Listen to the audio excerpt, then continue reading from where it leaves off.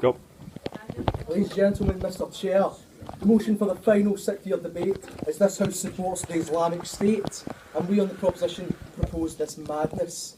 Ladies and gentlemen, as we've already seen, the intellectually and morally inferior, degenerate scum that is the opposition have tried to convince you that the glorious IS revolution is something not worth supporting. We've not even spoken yet. Allow me to explain why that is not the case. The majestic leader of our cause, Abu Bakr al-Baghdadi, may seem like a villain to you for his just and sexually gratifying killing of Western scum, and he probably is. But do you know who is worse, ladies and gentlemen? No. Christopher Tiemann. Alright! Let's hear this, Chris! This is a man so petty and salty that when the girl he fancied got a captain's role that he didn't, he proceeded to cry on a stairwell. He then went up to this girl he'd been grafting for 4 years and said he hated her. Upon realising...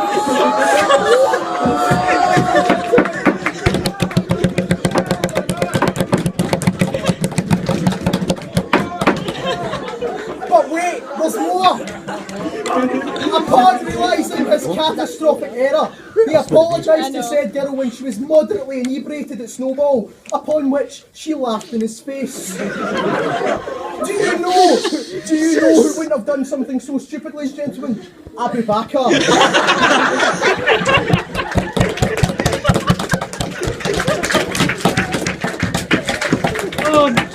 Joking aside, this man is genuine scum.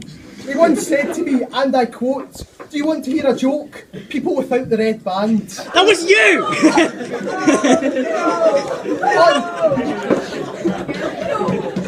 On the note of immoral scum, I am nicely brought on to my own teammates, one Joseph Burns.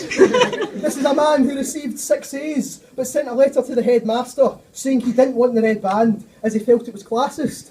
Nice guy, I hear you say.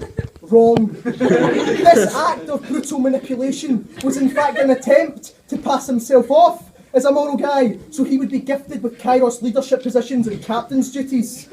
This is a man who, when I informed him that several babies had been needlessly killed by NHS negligence, this man, the leader of pro-life, said, and I quote, "Lol, them babies dead."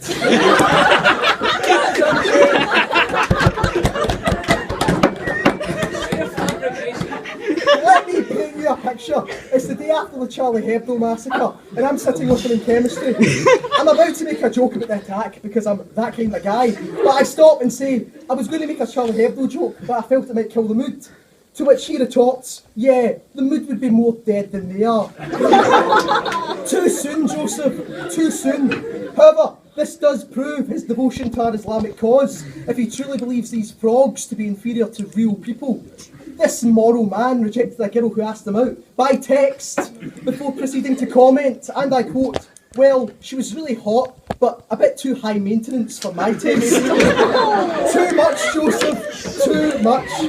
Allow me to give you a brief rundown of some of his truly best quotes. "I'm going to come down on her so hard that she'll need an air crash response team to put her back together." No.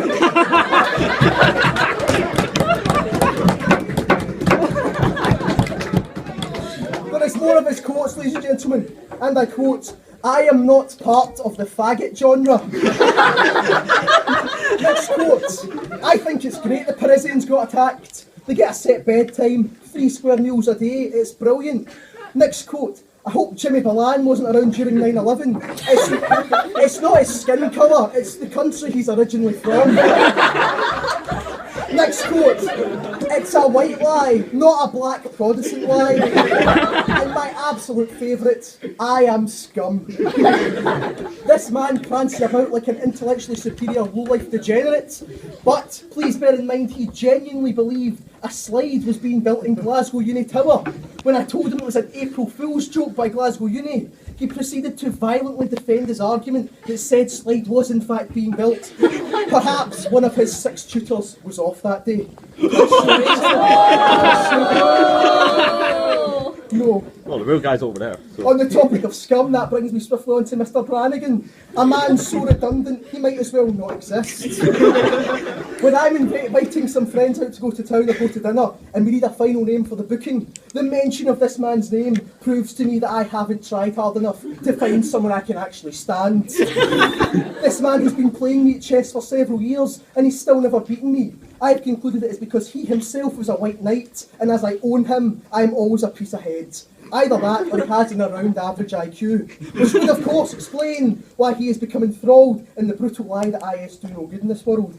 IS kill journalists. Enough said.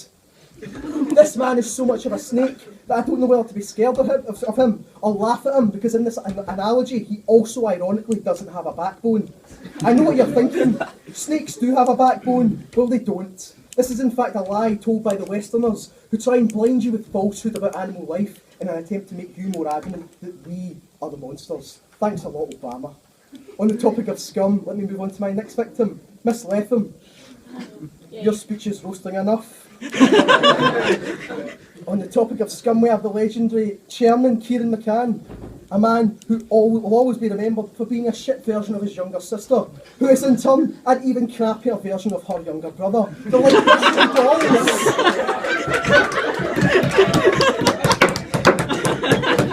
Moving on, we have Kieran Griffin, who's been whipped more than an Indiana Jones 12 Years a Slave crossover.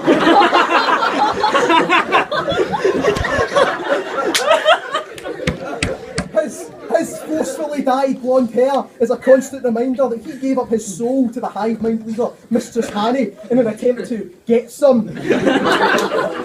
And we have Janie Keaton, a woman who's had her life laid out for her on a golden platter.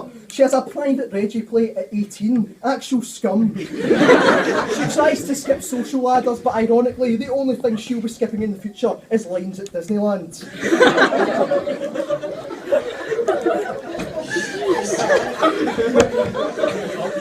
On the topic of scum, we have my final victim, our pupil voice captain, Mr. Lockhart. It's funny because he's not. A man so adorable and Irish that I don't know whether to hug him or send him back to the IRA-filled, alcohol-infused wasteland of a poor man's Scotland from whence he came. I'm kidding. I love the Irish. Great cannon fodder. I love the Irish because they know of our struggle. They know how difficult it is to fight their religious oppressors. They know they are Western scum and are sympathetic to our Islamic cause, which is why they've been slaughtering each other for years to make our glorious invasion over their wasteland all the more easier. This man is a shining example of how determination and improvement can better yourself as a person. He surpassed his older brother in every way, except morally, and socially, and academically, and figuratively, and romantically, and literally. In fact, I take it all back. At least, unlike his brother, he doesn't call the cops after getting punched once at a party after mocking someone's mother. Touche, mate. This man is so slutty that AIDS is worried about catching him. I better be careful about using the word slutty. I might be made head boy.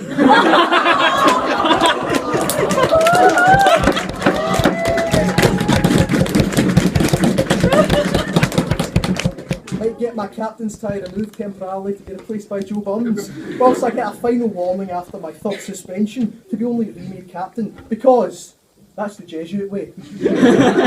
Or I might get the feminist sword after my head again for a joke, which is one of the reasons feminism is totally off the agenda for our new Islamic campaign. I did have more on that, but I'm already on some seriously thin ice here, ladies and gentlemen. Although I've attacked them, I do want to declare these people are some of my closest friends. John Brannigan is the kindest and most spirited man I've ever met, and he's always up for a wee laugh and a roast, as you've just seen. A truly brilliant guy. Mr. Teenan's undeniably cocky, but he always tries his best to make his friends laugh, which are truly rare and sought after commodity in this world. Miss Letham teaches us that it's okay to be a wee bit mental, as long as you have a hell of a good time while doing it. Mr. Burns is a child genius, a man who'll stop at nothing to save lives and make his friends feel at home around him. A man I would be honoured to have as my doctor, and even more so, my friend. And then Mr. Lockhart, a man who stood by my side from day one, a man who's competed in every debating competition I've ever done, a truly brilliant friend, a man who teaches me that in debating, and maybe more so in life, there's always going to be someone better than you. When Dr. McDonald convinced me to come to debating, I didn't know what to expect, ladies and gentlemen. But you're what makes debating special. It's a special occasion every time, and seeing you debate over the years leaves my mind at ease in the knowledge that New Blood is in safe hands. Ladies and gentlemen, it's been my absolute honour to have spoken for you today and always. For the final time, the motion must stand.